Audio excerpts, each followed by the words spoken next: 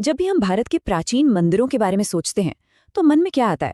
पूजा, प्रार्थना, आस्था, यही सब है ना। पर सोचिए, अगर ये सिर्फ पत्थर और विश्वास की इमारतें ना हो तो क्या हो? अगर ये एक बहुत बड़े, एक बहुत ही कॉम्प्लेक्स डिजाइन का हिस्सा हो, एक ऐसा ब्लूप्रिंट जिसने हजारों सालों से भारत की पहचान को, उसकी आत्मा को गढ़ा है। तो सबसे पहला और सबसे बुनियादी सवाल, आखिर एक मंदिर है क्या? अब ये सवाल सुनने में जितना सीधा लगता है ना, इसका जवाब उतना ही गहरा है। और जो हम आम तौर पर समझते हैं वो पूरी कहानी बिल्कुल नहीं है। देखिए, एक मंदिर सिर्फ आस्था का केंद्र नहीं होता। ये इंजीनियरिंग का एक बेजोड़ नमूना है, कलाओं का जन्मस्थान है और साथ ही एक बहुत शक्तिशाली इकोनॉमिक इंजन भी है जो सदियों से हमारे समुदायों को चलाता आया है। ये इन सभी चीजों का एक संगम है। आज के इस सफर में हम दो मास्टर ब्लूप्रिंट्स को समझेंगे। पहले चलेंगे उत्तर, जहां नागर शैली को देखेंगे, फिर दक्षिण, द्रविड़ शैली को समझने। इसके बाद हम मंदिरों की एक विशाल अर्थव्यवस्था को जानेंगे और आखिर में बात करेंगे इनकी कभी न खत्म होने वाली विरासत पर। भारत में मंदिर बनाने की कला को हम मोटे तौर पर दो मुख्य स्टाइल्स में बांट सकते हैं, उत्तर भारत में नागर और दक्षिण भारत में द्रविड़। और ये सिर्फ अलग अलग डिजाइन नहीं है, बल्कि ये भारत की भौगोलिक और ऐतिहासिक पहचान का एक आईना है। अच्छा, दोनों स्टाइल्स में सबसे बड़ा फर्क क्या है? वो है उनकी बनावट। नागर स्टाइल की पहचान है उसका घुमावदार शिखर जो मधुमक्खी के छत्ते जैसा ऊपर की ओर उठता है। वहीं द्रविड़ स्टाइल में सीढ़ीदार पिरामिड जैसा विमान होता है। यही सबसे मेन विजुअल डिफरेंस है।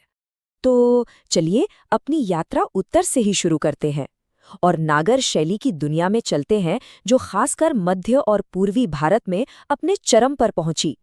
हमारा पहला पड़ाव है मध्य प्रदेश का खजुराहो। चंदेल राजाओं ने इसे बनवाया था और आज ये एक यूनेस्को वर्ल्ड हेरिटेज साइट है। सच कहूं तो ये नागर स्टाइल की वास्तुकला का एक शानदार जीता जागता उदाहरण है।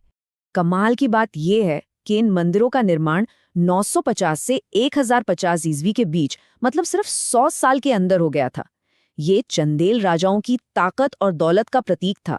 लेकिन फिर ये सदियों तक गुमनामी में खो गए, जब तक कि 1850 के दशक में इन्हें फिर से खोजने लिया गया।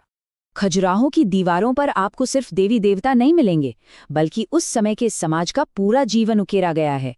यहाँ नायिकाएं हैं, संगीतकार हैं, सैनिक हैं और आम लोगों के जीवन के नज़ारे, सब कुछ पत्थरों पर जिंदा कर दिया गया है।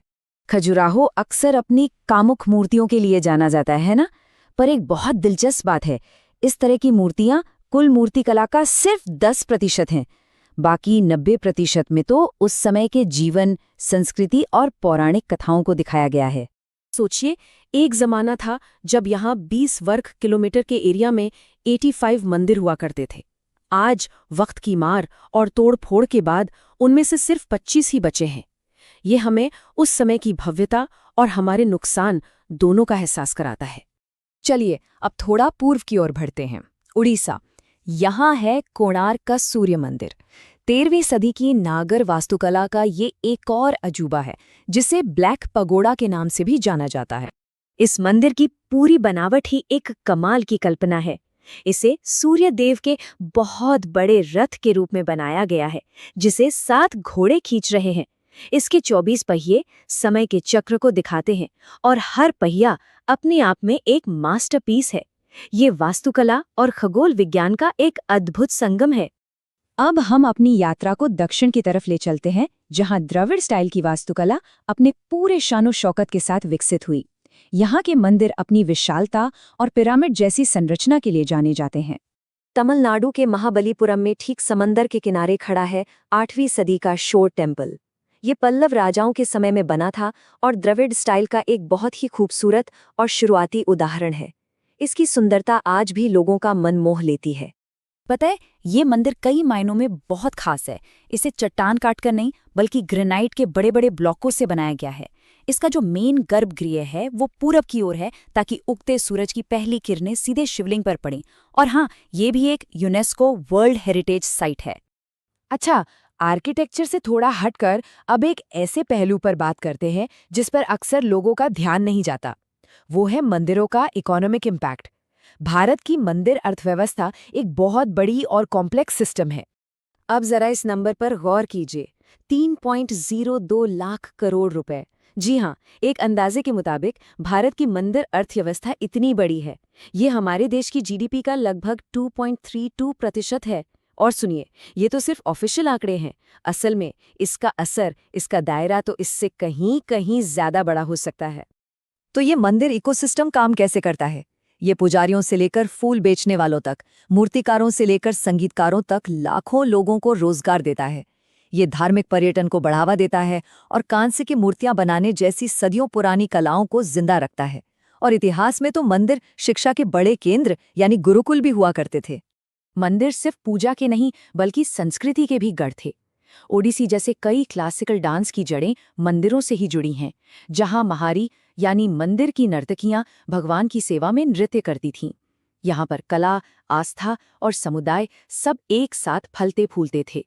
तो हमने वास्तुकला देखी, इतिहास देखा और अर्थव्यवस्था को भी समझा। अब हम इस यात्रा के अंत में ये समझने की कोशिश करते हैं कि इन प्राचीन ढांचों की असली और स्थायी विरासत आखिर है क्या। ये मंदिर सिर्फ बीते हुए कल की निशानियां नहीं हैं, वे आज भी आस्था, विज्ञान, संस्कृति और समुदाय के एक तरह से कहें तो जीवित केंद्र हैं। ये एक ऐसा ब्लूप्रिंट है जो हमें दिखाता है कि कैसे एक समाज इन सभी चीजों को एक साथ जोड़कर रख सकता है। और अंत में एक सवाल, आज के इस दौर में जब हम स्टील और कांच की ऊंची ऊंची इमारतें बना रहे हैं, तो क्या ये प्राचीन ब्लूप्रिंट हमें एक ऐसी कम्युनिटी बनाने के बारे में कुछ सिखा सकते हैं जो वाकई में टिकाऊ हो, कलात्मक हो और आध्यात्मिक रूप से भी समृद्ध हो? जरा सोचिए।